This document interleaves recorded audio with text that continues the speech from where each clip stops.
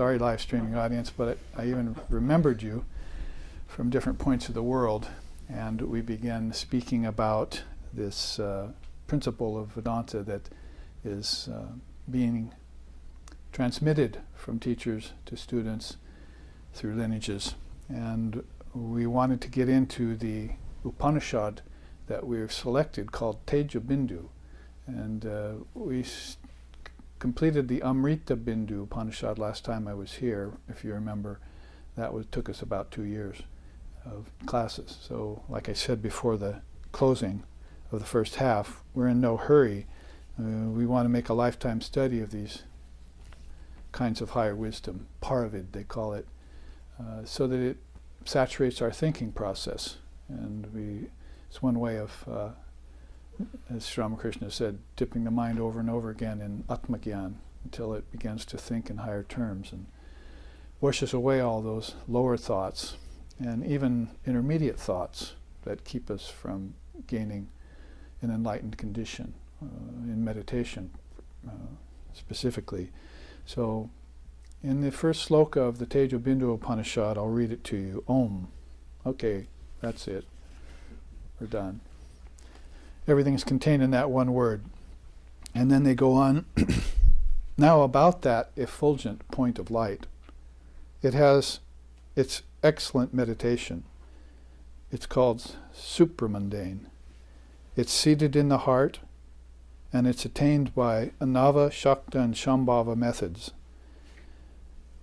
gross, subtle, as well as transcendental. So that's the first sloka, if you want it Sanskrit and English. So basically, now how about that point of light? It's an effulgent point of light, Teja Bindu. A Bindu would be, like third eye kind of thing. And Tejas, or Teja is light. So that point of light that you meditate upon, which when you meditate on, shows up as this glowing orb, you might say, inside the third eye chakra. And they say preceding that vision you'll hear Om at these lower chakras, sometimes at the gut and sometimes at the heart. These centers are called chakras or lotuses, you might have heard. That's the Kundalini system. So you can see how Vedanta and the Kundalini Yoga, the Tantra and the Vedanta are very closely aligned with one another, as all the darshanas of India are. Darshana means a path of clear sight, to see, darshana. A man who took initiation, a young man last night, into our order, his name's Yogadrista, so he got his spiritual name and his mantra. Drista means to see, so darshana also, that same Sanskrit root, is to see clearly. And so for that you're going to have to transcend the outer eyes and the dream senses and get this, if thine eye be single, you should know the truth. What Krishna called jnana chakshu. Jnana is wisdom, chakshu is to see. So you must see with an eye of wisdom. So that's what you'll see this effulgent point with, Tejobindu. The word Upanishad is very hard to define. Once I heard that Upa is a guru, Upaguru, Ni, Pana, a sad, truth, sad, you could say, and not Ni. So it's going to a teacher to hear the truth that unties the knot. See, so that's kind of a way of saying Upanishad. You must go to a teacher who ties the knots of your mind, and you'll see the truth. So Upanishads were finally written down. Vedavyasa, the father of Vedanta, wrote it down with Ganesha's tusk. They didn't have a pen, you see. If you see Ganesha on this shirt here, you see he's got one tusk if they're being true to him, you see.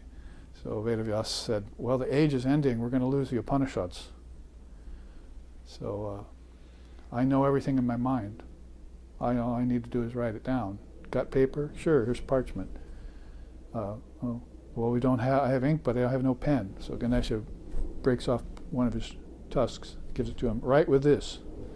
So Vedavyasa wrote all the Upanishads down with the tusk of Ganesha, the god of good fortune.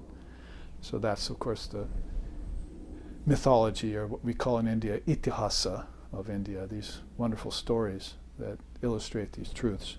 So Tejobindu Upanishad is one of those that got written down finally. And so the first part of this sloka, we hear that it's an effulgent point of light. Right off the bat, then next they say it has a meditation.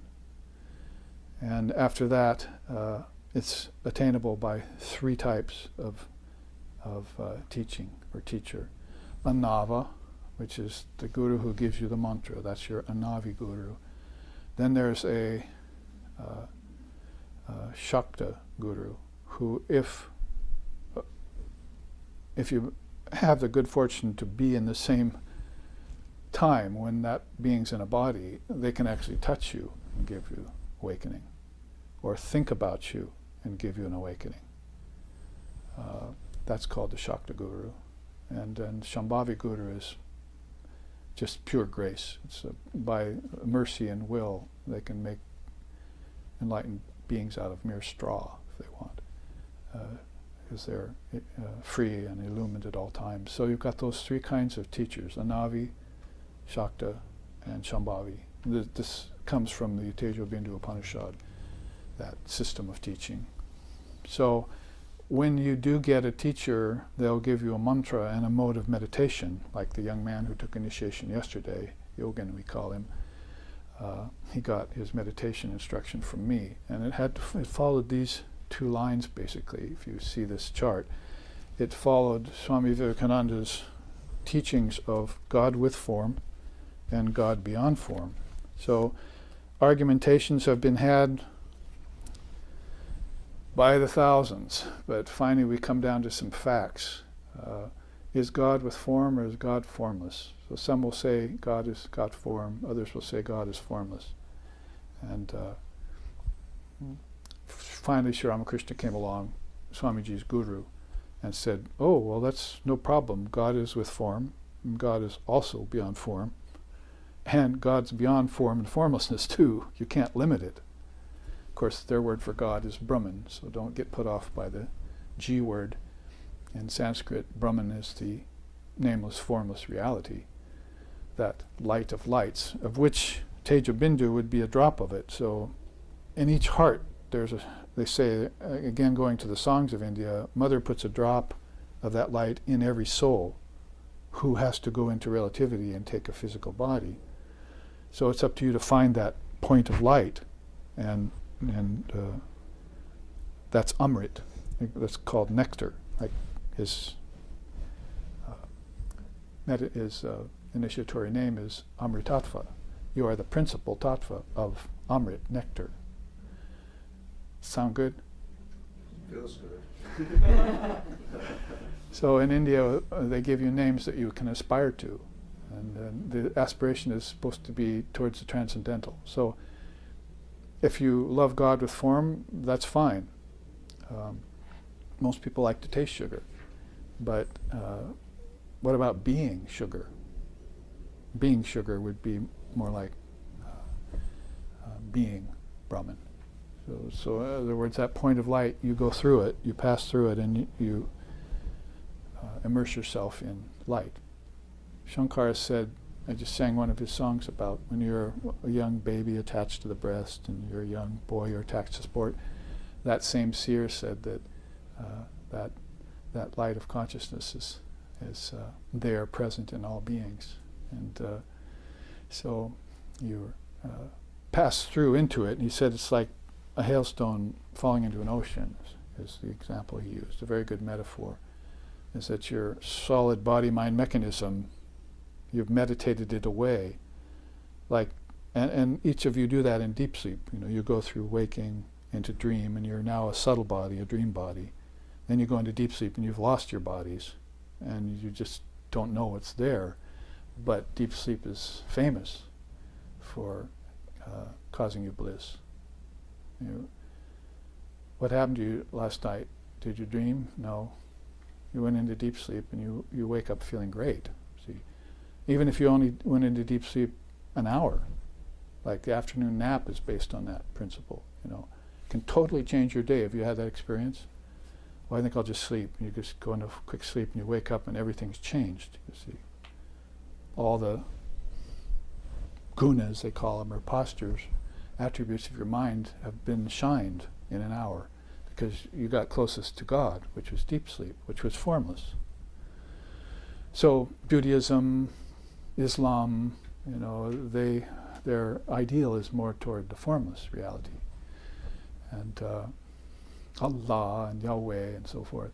So some of the other religions, they tend to concentrate on form, like the prophet or the Messiah or the Avatar, and they prefer that. You get to the Father through the Son.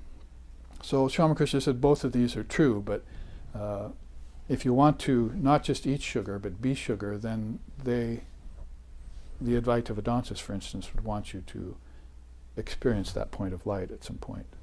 They'd want you to meditate and see that within you. And you have to understand this is beyond the kingdoms of heaven.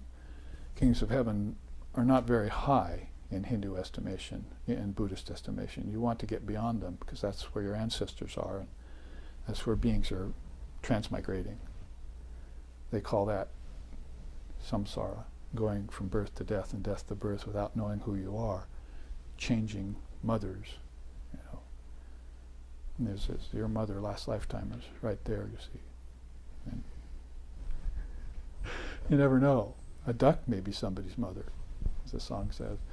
So you're having different transmigration of species. Of course, the Buddhists know a little bit about that. But basically, humans are born again as humans, but they're always changing places. And it's that ego constituent in them that clings. You see. If they're a power monger here, then when they die, they'll go back to the realm of the realm of the asuras, and they'll have power inside too. They'll have power in the realm of the demons, you see, or the demigods.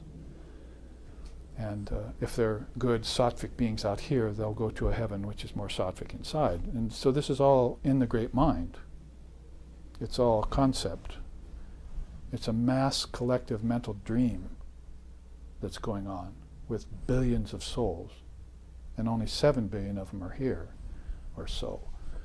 So this is the transmigration that the Buddhists call the wheel of samsara, and the great souls come and say, get off it. So that's the import of a Upanishadic sloka like this. Right off the bat, you can see that this rishi did not mix words, did not pull any punches. His first word is Om, Brahman. The second word is now about that point of light within you. I mean, where on the street do you go to get into a conversation that quickly, that deep with anyone? If you could go out and meet one of these great rishis on the street, you walked out the door of the healing center and he walked up and you said, let's talk about that effulgent point of light. You'd think you met a madman, you see. So they don't waste any time in getting to the essence of your existence because you've forgotten it. If you haven't forgotten it, you've put it on hold. If you haven't put it on hold, you've buried it. And the problem with it being buried is you'll forget where it was buried. You can even write yourself a map to go find it, but does that work? One Swami said, you know, if I had $1 million, I'd probably want to put it in a bank here on earth. Because I know if I get $1 million in my dream and put it in the dream bank, it's probably not going to be there tomorrow night's dream. See? So at least this world is more stable, more long-lasting, you see, than the dream world. So you can write yourself a map to get back to Atman, but you know, you might forget where the map is. Bury that amongst your papers too. So let's talk about that effulgent point of light. You see, that's the star in which you navigate everything by. My teacher used to say that when he got in a poetic flair in his talks. He said, from changing tides, one light guides, he would say. So well, the one light is Atman, is that effulgent point of light. So you can call that Jnana Chakshu, or third eye, or white dove ascending, or Dharma eye. What is it? Taoists and so forth, they have different names for it. The front door to reality. Lots of beautiful names for it. So all the different religious traditions know about this center in middle of the forehead. And it's not the physical forehead we're pointing to here. It's the centers of which out of which the body has come. So if you cast off this body, you'll go back to those centers, see? And you'll take on a subtle form. So that's God with form. And then you go into deep sleep and you give up form, and then you've got seeds, see? Like forests are full of seeds. So forests will keep happening forever, as long as those seeds are going. So your mind has all these seeds in deep sleep, and you water them, and those turn into dream objects, and then you water them further, and it turns into solid objects. And then you reverse the trend. Now, if you've been raised in science and evolution and all that, then this isn't going to make much sense to you, and you think it's a lot of highfalutin philosophy, or maybe a lot of flapping of gums. But basically, if you think about this, and you think about the temporariness, the transitoriness of everything, and you're looking for that one guiding light of which you feel your whole lifetime, and its cause is suffering. It's also at the foundation of every pleasure that you're having. So some people are driven to it, or closer to it by pleasure, but most people are getting closer to it by pain. You have to look at themselves when they suffer, which is what Buddha, when he saw the 4 signs and left the palace, so he saw 4 signs of suffering. So his first noble truth is, there is suffering. He could have quoted the Upanishads, you see, but he didn't. In that day and age, the Upanishads were not in vogue, and they had been desecrated by some of the other teachers, Samkhya and so forth. So in that day and age, he said, we're going to do something new here. He's called India's rebel child for that. We're going to come up with the 4 noble truths and the 8-fold path. So the first noble truth is there is suffering, and if you don't accept that, you cannot be a Buddhist. In fact, I would say you cannot be a practical, real person if you don't accept their suffering. You turn tail and run at the first sign of suffering, then that's weakness. Because how can you outrun it? Pleasure is a kind of suffering. The rich suffer from too much of it. So you can't outrun it. So you face it off. So how do you face it off? Well, let's talk about that effulgent point of light, see, that transcends it, and open it up. See? Well, let's at least open up the suggestion for it, or the doorway to it. Let's entertain it as a concept. Because what I'm talking about here is not concepts to the Vedantists. These are eternal truths.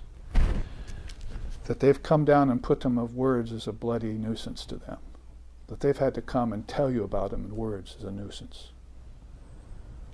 It is a concession for people who don't understand that God is everything. All is Brahman. Tattvamasi. Ayamatma Brahma. Aham Brahmasmi. These things are obvious to intelligent people. So why have we lost our intelligence? And these things seem foreign to us now. So we have to go hear them from someone else, you see.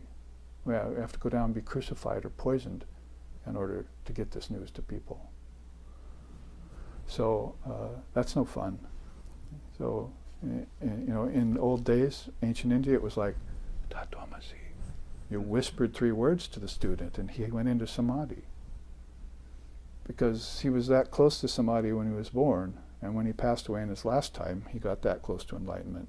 Now all he has to do is be reinitiated, like the young man last night was, and bend over and say a few words to them. And then, oh, I remember myself.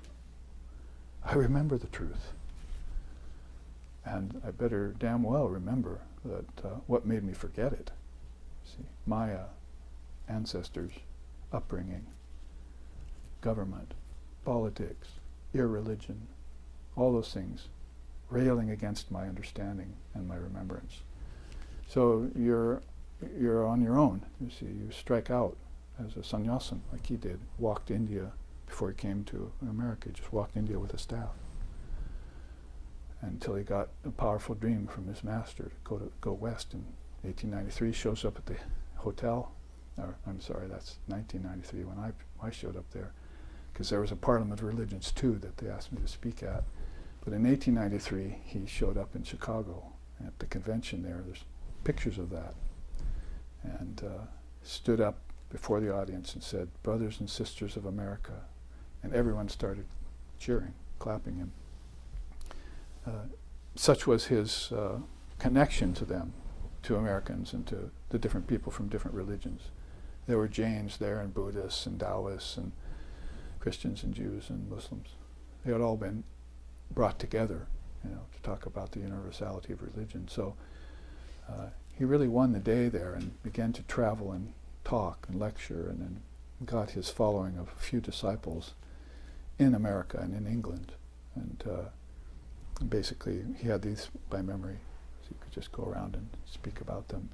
So to come right at you and say, let's look at this effulgent point of light is a really a direct approach. But if you take that approach, then you have to give a method. So that's where you have this. I mean, take a look at this. I put this together, that there are different kinds of meditations with form, and then there are different kinds of meditations beyond form. It's kind of a universal meditation map, because my teacher never told me specifically about all of these, but these are what are listed in the scriptures, if you can gather them. So first of all, you can meditate upon objects. I was saying at the break, we're not idolaters, that we think that the object, is actually like we're worshiping an image. That would be kind of paganish and, superstitious. But we do look at the object as a representation of the real thing. Like Sri Krishna used to say, if you see a bowl of fruit across the room, makes you hungry and thirsty, and you go for it. But then you get there and you see it's made of wax. So it caused you to stand up and go satisfy your thirst and hunger, but you had to go out to the store to get the real object, the real article, you see. So you can put a fake in the place of the real thing, like a blind faith in front of real faith, temporarily. See? So that's the idea here. But there's a deeper idea to it that the Tantricists give it. Have you heard of Tantra? Tantra is the deification of objects. So if they take up an object, they'll look at it for all its attributes. They want to see reality under every stone, in every nook and cranny. They want to try and find God in everything. So they think that the object came out of the Word, you see. But there were some stages between that. Vibration. Probably the best way we could understand it in the West is through vibration. So when vibration gets very, very fine, then like our mind's vibration, then we get into deep sleep. Our thoughts aren't there anymore. But then vibration gets a little thicker. At first it's like a flat line, and then all of a sudden it's like this, And then when it gets to the world, it's like this, you see. So the vibration of your mind, your thoughts are vibrating at different levels, waking, dreaming, and deep sleep levels. And then there's, of course, a flat line behind it all, which is, a sort of spiritual death. You've died to all limitations, and you're in that effulgent point of light now. And that's what you court, and that's also what you risk when you meditate here. They want you meditating here first at the heart for a long time. Maybe 5, 10, 15, 20, 40 years. And then when energy begins to rise, you'll start to see visions. You might see them in your first meditation. You might see lights and all that, and that's okay. You call that dating, you see. Brahman, you're dating Brahman. But then he was too good for you, you see, so you can't have him yet. So you have to go date somewhere else. So basically you have to fall to a lower vibration. So objects to them are representations of the word. And so this is pratima, dhyan. Swamiji says about it, by meditation upon objects which are most agreeable, the yogi's mind attains equipoise. I'm sorry, Lord Patanjali said that, father of yoga. So you find an object that's agreeable to you and you meditate on it. So it's not finding an object that's pleasurable to you and enjoying it. Not that, you see. That's just taking you around in the same old circle. Attachment to objects is never good. You must renounce objects. They must be your servant. You must not be theirs. Like TVs are objects. People are serving them all day, all night.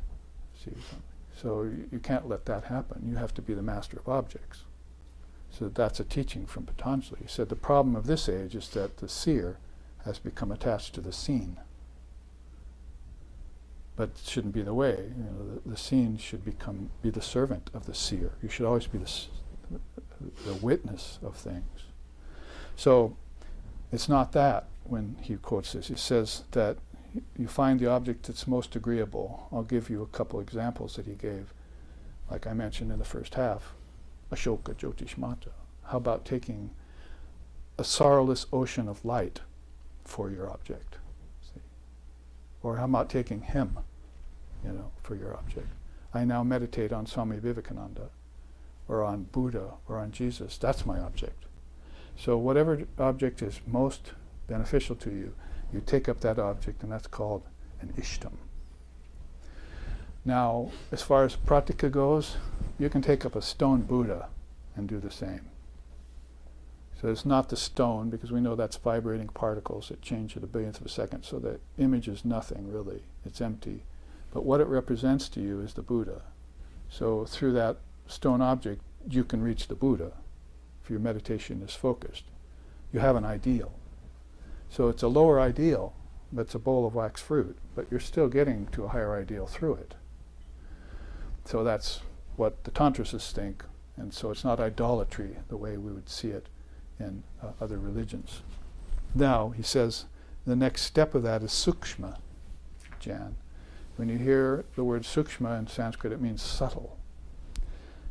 Lord Vashishta says, to come to know the methods for removing desire and how best to worship the acharya, the seer studies those scriptures which treat atmic reality and point the way to self-cognition. You must cognize your own self.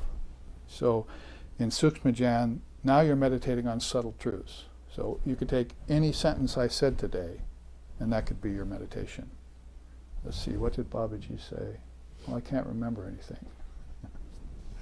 It was all a wash. I better go back and look at the live streaming and pick out something I really liked, and I'm going to take that and I'm just going to meditate upon that. Let's see, he said, well, liable of libel is the worst sin to call another man a sinner. I like that. I think I'll meditate on that. So that's Sukshma Jnana. You take something that you like, that you heard, that you liked very much, and it inspired you, and you meditate on it, because the inspiration you got hearing it from the teacher's lips in the form of sound vibrations that went across the air and struck your eardrums is the surface meaning. The real meaning is inside yourself. The real meaning is the word that's behind it all. And who stands as the progenitress of the word? Who is the mother of the word? See, we sang about her last night because yesterday, or is it today? Today is Saraswati Puja. It's the holy day for the goddess of art and learning, music and learning. So we sang last night, if you remember at the puja, Vani Saraswati Vakdevi Bhagavati Parvati Mampahi Veena Pani Hamsavahini Vedanta Rupini Pralaya Mam Vani Saraswati Vakdevi Bhagavati Parvati Mampahi.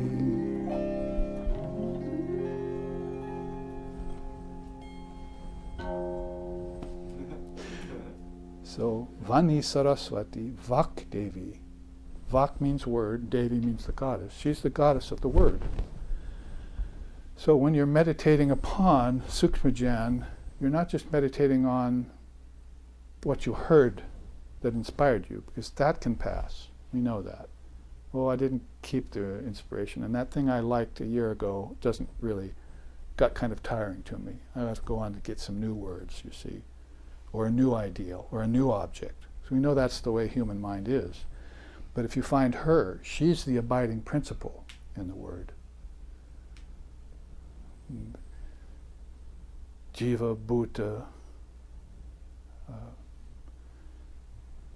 Mantranam Jiva Bhuta Shakti Rupaya Tulya Smriti is a tantric. They meditate upon, the seers of truth meditate upon her, the mother of the word, who is the secret in all mantras and the meaning of all words. Without her, all the divine principles would be like clouds without rain. See? So divine principles would be like rain or sun. If she wasn't in rain and sun, then all of those things would be meaningless.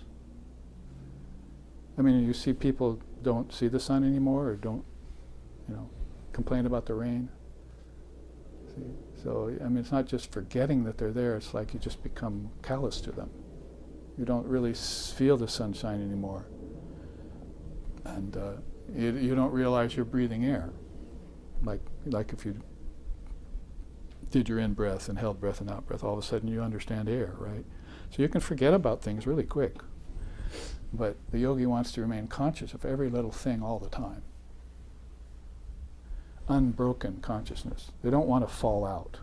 And so their deep sleep, they don't want to fall out either. They want to keep their eye open in deep sleep, saying, what happened to me there? I want to know. I want to be the master of my own consciousness.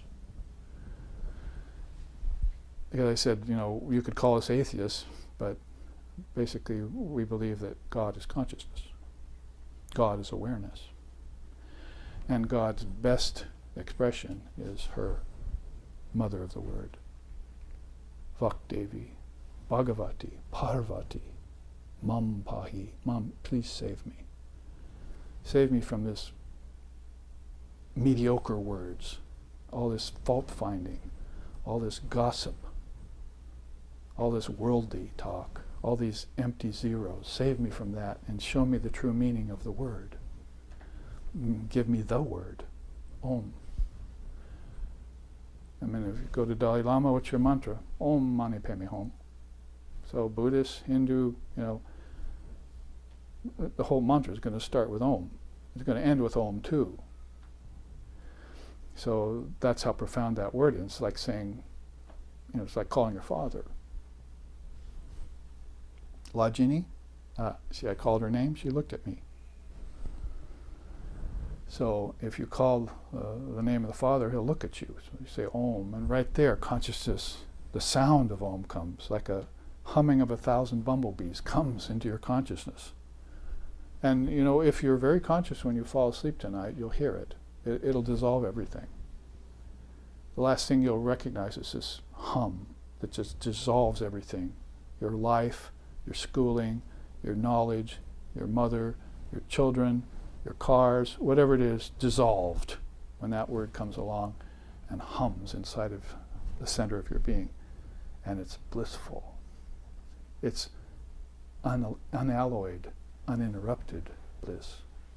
It's not like a little pleasure you could get out of an object. So Sukshma Jnana is a very powerful level of meditation where you want to graduate to. I'd say that would be, for the Westerner of today, that would be a good place to start. Hear these teachings and meditate on them. But look for a deeper meaning than even you're hearing from me. Look to the source of the words. She's the source of them, and she's a mystery. In fact, that's how that chant I just chanted ends. She's a great mystery. She's a secret in all mantras whose essence is non-duality. That's how that chant ends. Her essence is non-duality, so she's beyond all phenomena. This is eternal companion of your soul.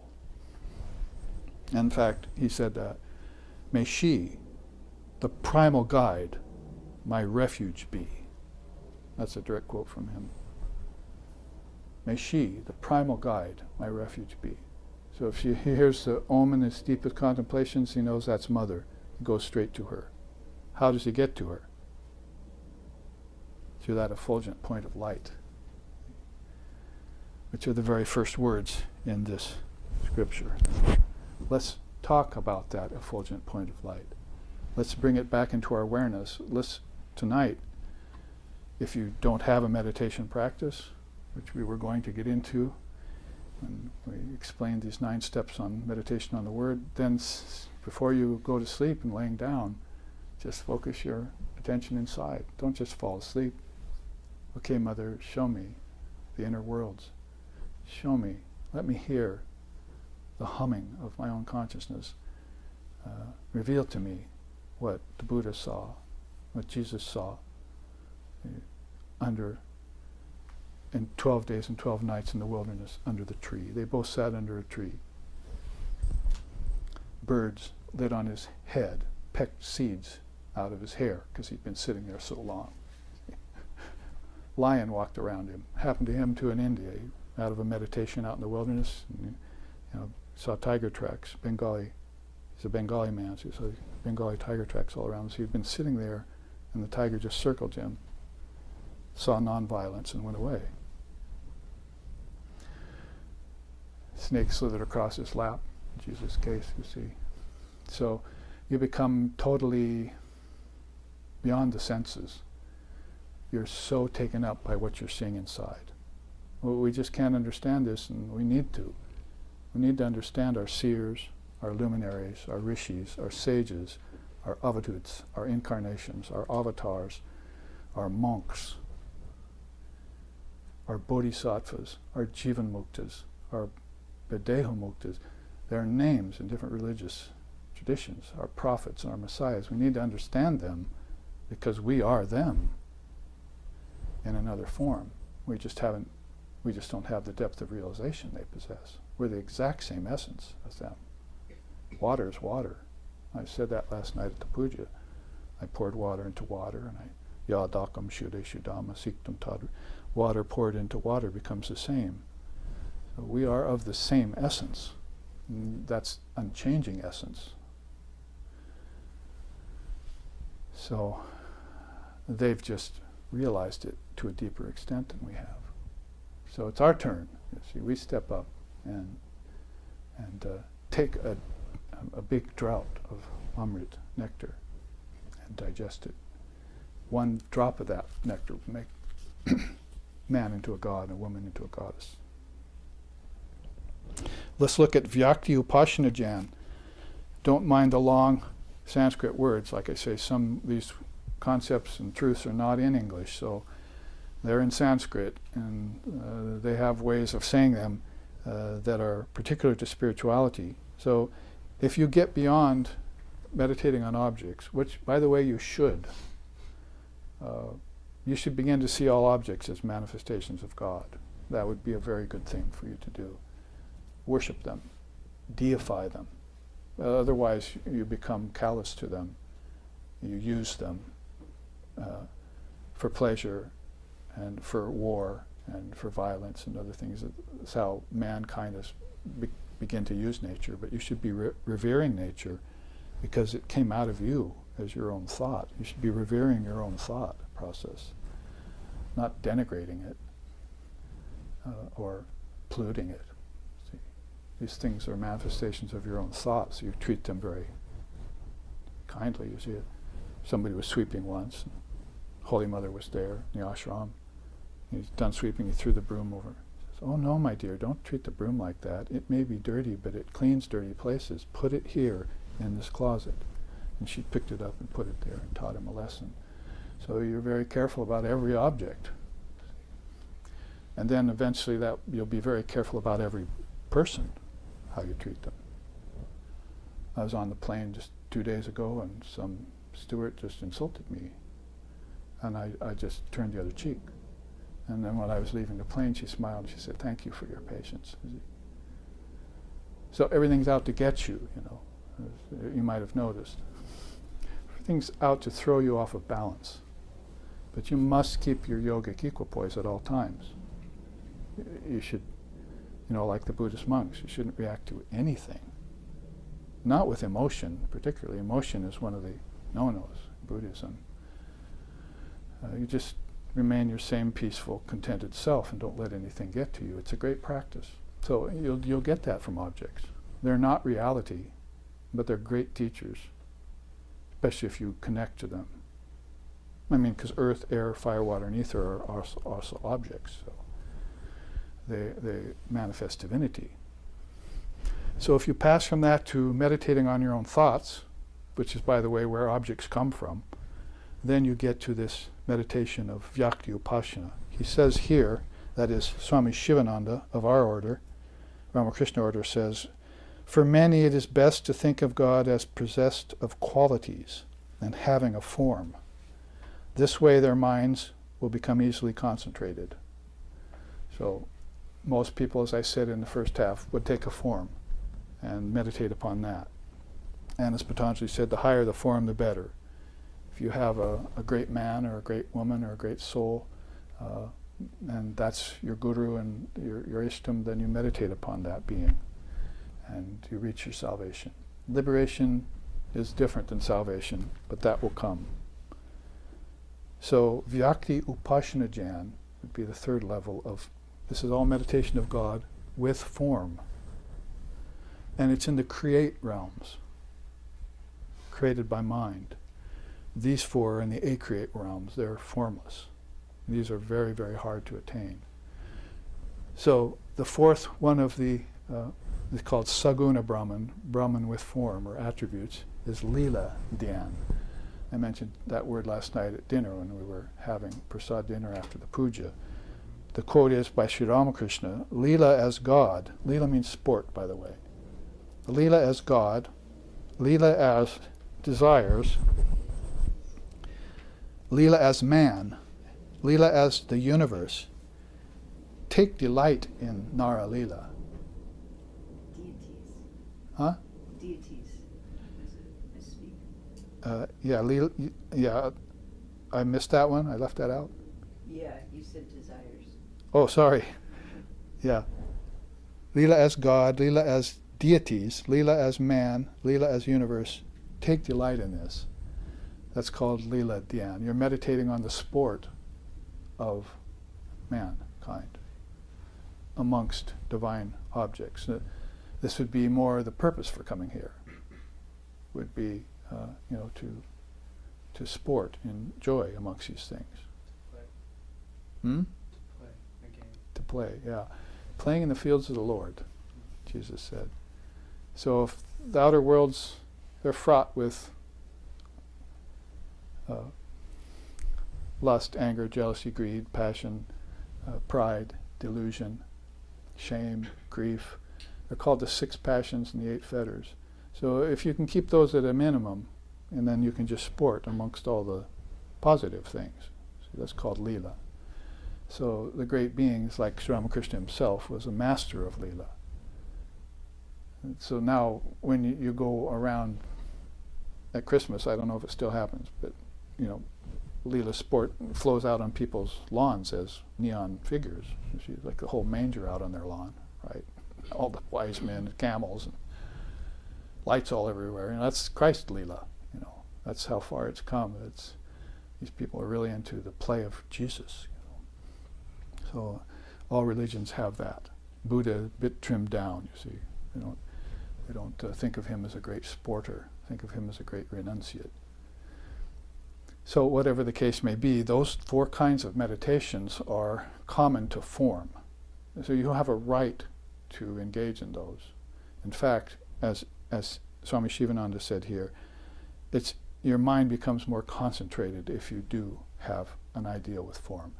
I'd say the Christian way of saying that is you get to the Father through the Son. Since I don't know what the Father is, I have no idea, and nobody has talked about him since Meister Eckhart way back in the early centuries, and he almost got ostracized for talking about it in Christendom.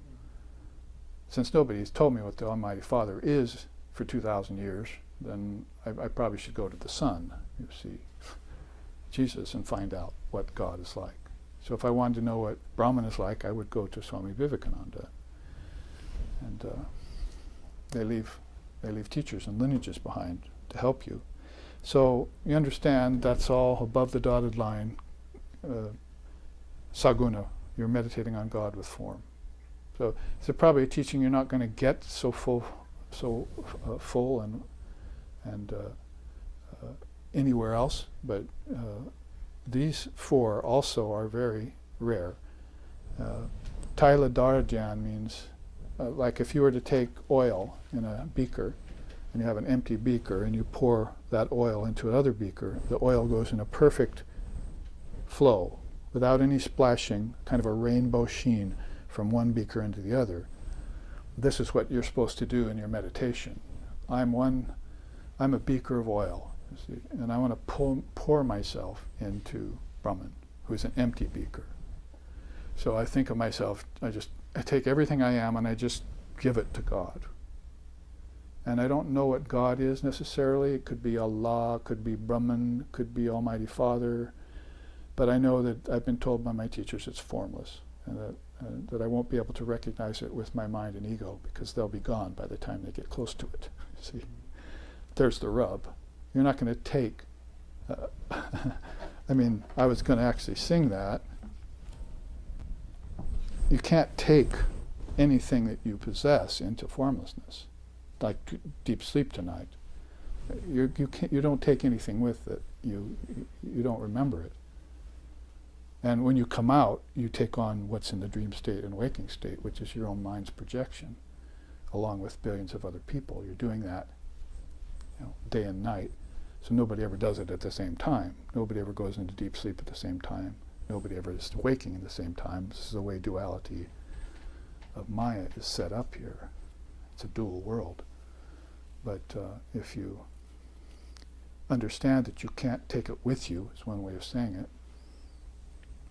then you'll meditate in such a way that you'll afford this effulgent point of light, Tejobindu, to open up for you so that you can flow into it, like a beaker pouring oil into another beaker. So if you want to sing that, it would be Jatone hridaye reko adarini shamamake Jatone hridaye reko adarini shamamake mantuidak deyami deki mantuidak arami deke arjano ke unahi deke jatone hridaye reko adarini shamamake.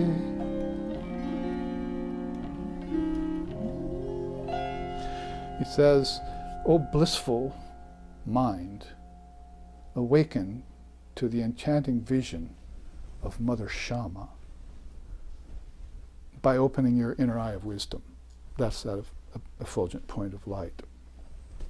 Upon perceiving her form inside of that point of light, enshrined eternally within your heart, withdraw into that sacred chamber of love and behold her there in secret.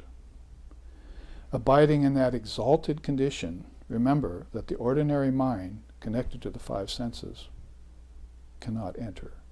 See? So we have to go worship Mother in secret. We can't come to her with all our burdens and all our problems and all our everything, you see, and we can't come to her with the five elements and with the five senses. She's seen enough of that. She's a mother of the Word. She's a mother of subtle things, wisdom, intelligence. So it would be best to take her some of that. See? Oh, Mother, I studied something. You see, I heard an Upanishad once. I memorized some slokas once. And now that I see you enshrined in my own heart, I offer it back to you. Here's your wisdom. It saved me. It opened up this point of light in which I could reach you. See? So, but when I reached you, I found out I couldn't take my mind and senses in to you. They weren't able to comprehend you back on earth. They're certainly not going to be able to comprehend you in dream state, so I have to go into a formless state, like you are. Mother's formless, basically. She can take forms, but that's not where her essence is. So it's all by degrees. You see divine reality inside of yourself. You move step by step from form to subtler form to causal form to formlessness. A, U, M, and Swara. It's been a teaching that's been known for millennia, actually for eternity. It's one of India's eternal teachings. It'll come back again every 480,000 years times 2, times 4, times 8, times 16, which is one day of Lord Brahma's life. Because time is immaterial, see, in deep sleep. Just ask Rip Van Winkle if you don't believe me. You can sleep for 12 years or be in a coma for 50 years and you'll wake up and think a day has passed, maybe an hour. So time is no reach in Brahman whatsoever. And it doesn't have any hold on you either in your deep sleep state. In fact, when you get back into it, that's when your problems begin. When Buddha came into the flow, the river of time, that's where his problems began, trying to convince us to light our lamps. When Jesus came into form, that's when his problems began in time. So they'll spend 20, 30, 40 years here and vacate the body without any fear, without any trepidation, and they'll never once believe that the world was real or that the body was real. They just put them on and took them off, like kids outgrowing clothes and putting on new sets, Krishna says in the Gita. So that's something about Tailadarajan. Swarupajan would be a subtler level of that. Swarupa means your essence. So that's what we call in this tradition your Atman. Let me, Swami Vivekananda's quote was here under the beaker meditation. The powers of the mind should be concentrated and turned back upon itself to penetrate the innermost secrets. So use your power of your own mind. You may not have faith in it for a while, but you will be able to, through the power or the will of your own mind, turn everything back inside of yourself. If it takes 12 days and 12 nights, or 40 days, or 1 month out of the year, like Muhammad on the mountain, then you do it. That's the most important thing to you. It reorients you to everything, and then you go back to life much more well equipped to handle it, and much more protected against all the problems there. Soon all of this will be yours, right? The cartoon I told you about, the young monk giving emptiness to the young monk. Yeah, so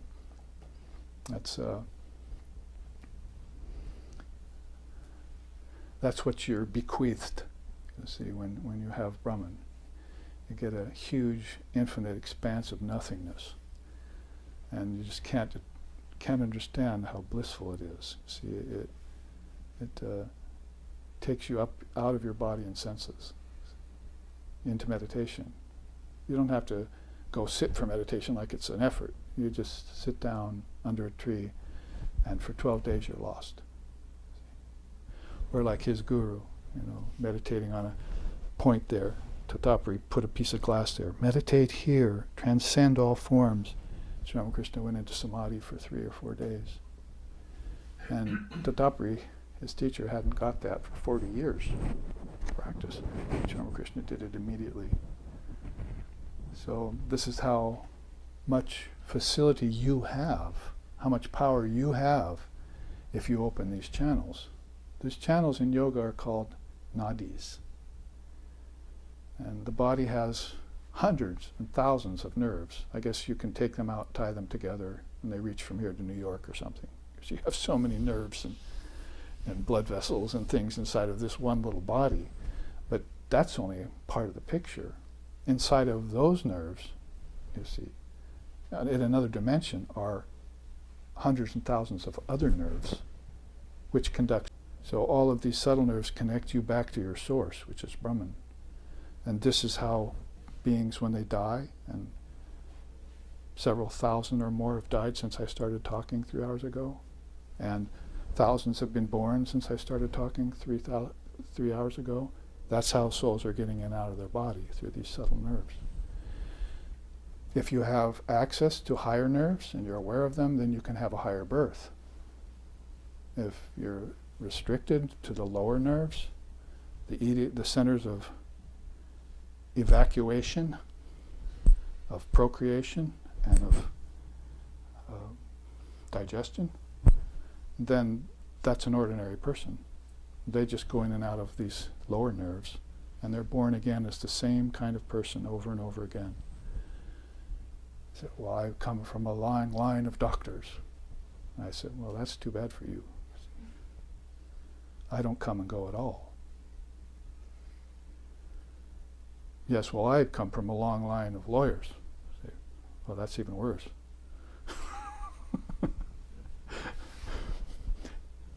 So basically, you need to not come and go at all. You need to know that coming and going is all a dream. Because you come and go in time, right?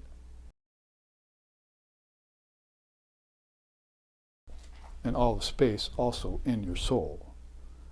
So the coming and going of is all happening inside of you via your own dream power, your own power of Leela. If you're a good dreamer, then you can have riches and happiness and so-called happiness and so forth. But if you're a perfect dreamer, you can have a spiritual life. You can have bliss, not just happiness.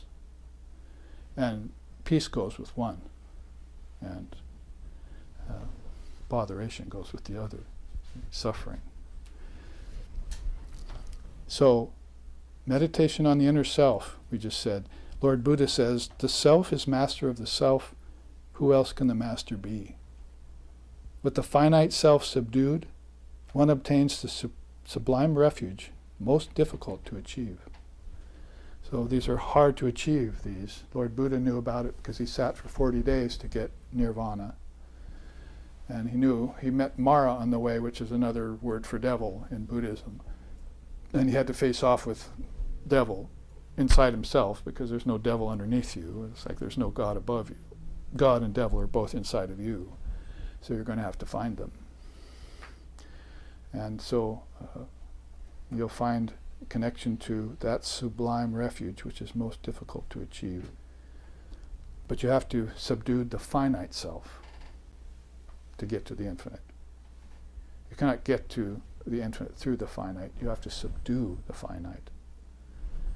Because if you try and get to the infinite through the finite, it's like saying I can use objects to get to Brahman. But Brahman has nothing to do with objects.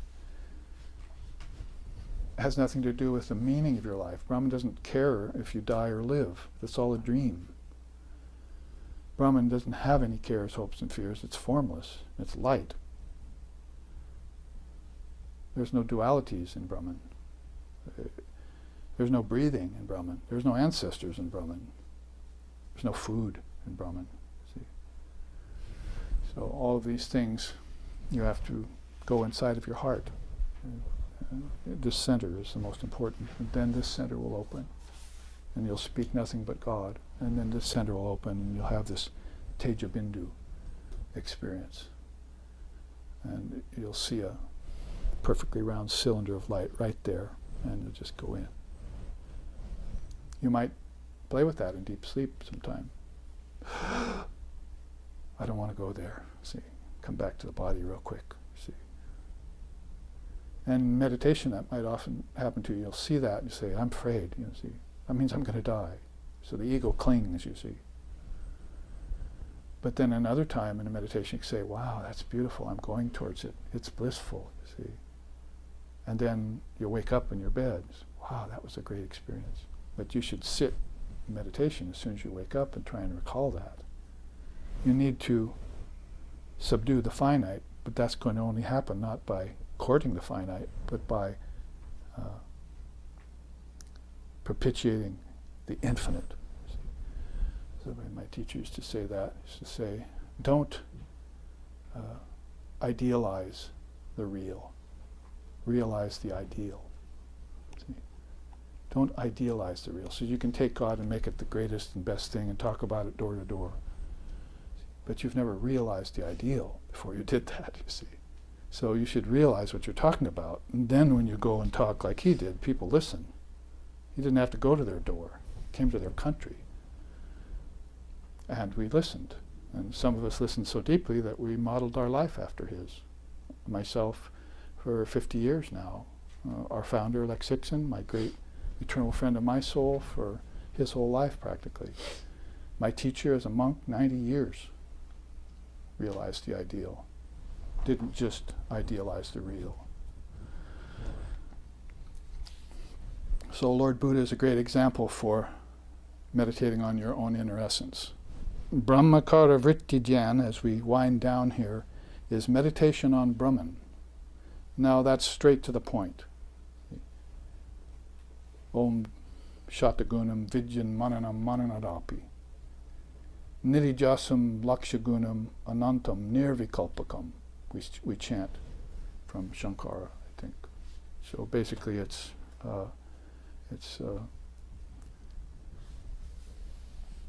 meditation directly on Brahman. So first you hear about the truth, and then you roll it around in your mind for a while, maybe a series of years, called manana. And then nidijasana, you realize it for yourself. And then you're free. Free from all superimpositions, all overlays, all false assumptions, all concepts. See, you're just a living, free walking soul like Jesus, Buddha, and Vivekananda were. And that's the end of your transmigration. You won't incarnate anymore into bodies and suffer and seek things that are unreal and be put off by objects and worlds and so forth, which are just creatures of your own fancy, he said. You'll be free with playing with dolls. Sri Ramakrishna said, the young boy plays with his red toy and mother tries to take it away and he cries, you see. Then finally he puts it aside, walks away, lost his attachment to it completely, forgets about it for the rest of the day. So that's when a soul is attached to nuclear missiles and tanks and playthings. Immature people, see, little children playing with explosives. When you're attached to that kind of thing, then God stays far away from you. Your own intelligence stays far away from you. Your own peace of mind far away from you, and you're causing violence to others. When you finally get tired of the red toy, you just cast it away. It doesn't have any attachment on you, and you just walk straight into the effulgent point of light, which is your true nature. And you stay there. You stay there. We never saw him other than what he was, a sannyasin, a free-moving soul.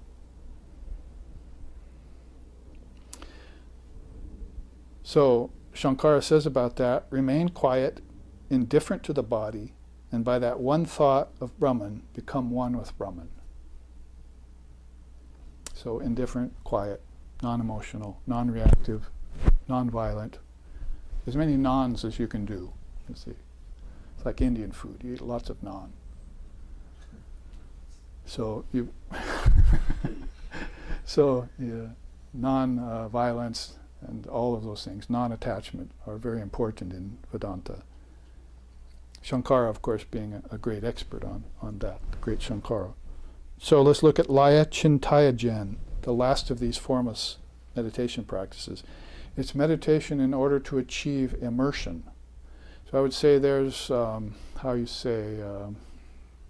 dissolution. But if you say, I'm dissolving everything, then this is a process, right? You're seeing things dissolve. But by the time everything's immersed, game is over. See?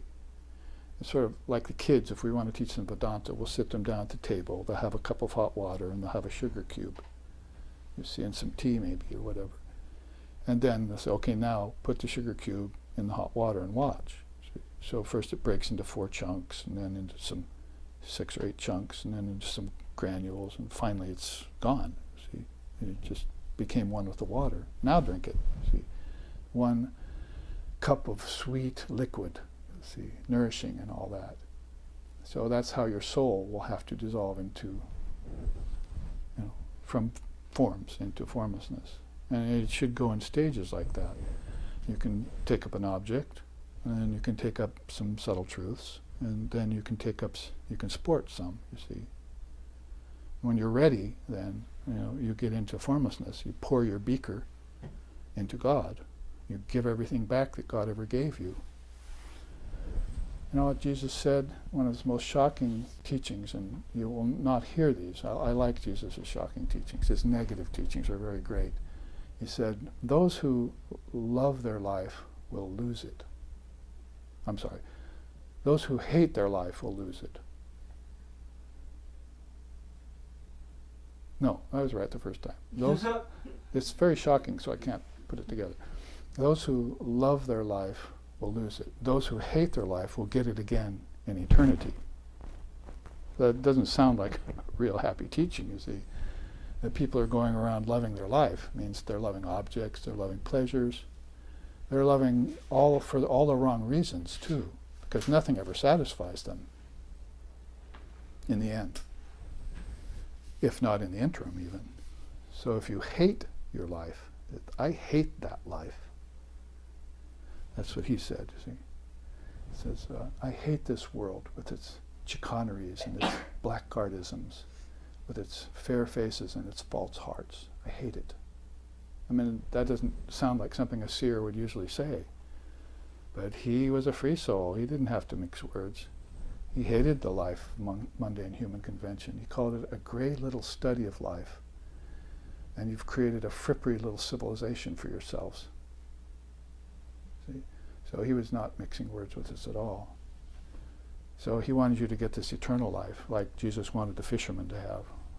So get this eternal life, and then you'll get that in eternity. So there's a difference between worldly life and eternal life. And that teaching needs to be brought out of Christianity, no matter how shocking it may sound to others. In the remaining few minutes, we see that Laya Chintaya Jnana is all about immersion. So think of that sugar cube. You see, it's all dissolved now. It's not in stages anymore that you're watching it. You're one with Brahman. Ayamatma Brahma. This self is Brahman. And actually it always has been. It always will be. And it always was. I just didn't know it. So now I'm in that state of total oneness, if you want to call it that, or not two-ness. See, it's an immersed state. And there are three levels to that. First, at the physical, where all physical things become immersed. That means your senses and your motor functions and all those things physical will dissolve. Then, antakarana, your fourfold mind will dissolve next. So elements will go away, senses will go away, objects will go away. You see, dreams will go away. And then you're getting into antakarana, you're in the psyche now. And concepts will begin to go away. If you're taking this from the ground up in some kind of order. It doesn't always happen this pretty and this successfully and this quick, but this is a way things will begin to disappear. Doesn't it happen to you in sleep tonight? See, waking, dreaming, deep sleep. Doesn't first, you're laying there and you're thinking of objects, and that starts to go away, and then finally you're thinking of finally everything just goes away, and you're in the dreams and you're aware of that, and finally those go away, and there's nothing there. But that sweet liquid of peace, peace, peace, the peace that passeth all understanding is there. And you go into it through that effulgent point of light, Tejobindu, and you come out of it back to waking. So everything is being dissolved by degrees. So this is a way of saying that. Bhuta means physical objects. First those will go away. Then your mind's thoughts will go away. And remember, the mind's thoughts are what created the objects. Objects are just your thought made concrete, concretized. That's the way the mind-only schools look at it in India. God didn't do it. Devil isn't responsible for it. This is all the mind that's doing this. It's called the mind-only school thinking. Buddhism, yoga, tantra, Vedanta, these are all mind-only schools.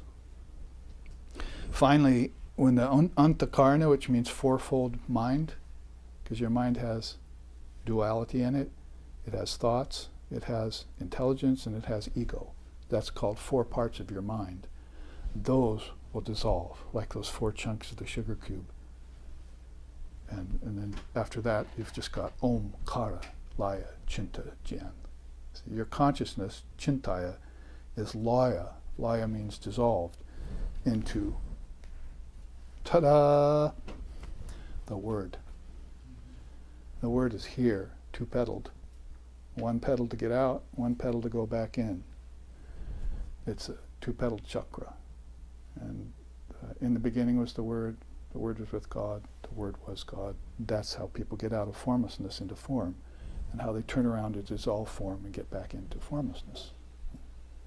It's a great secret, but it's not such a secret in India. They've known this for time out of mind. And like I said about these nadis, that thousands of people have died and been born since we started speaking and meeting today. Beings are doing that from the Word on down to the body and back into the Word.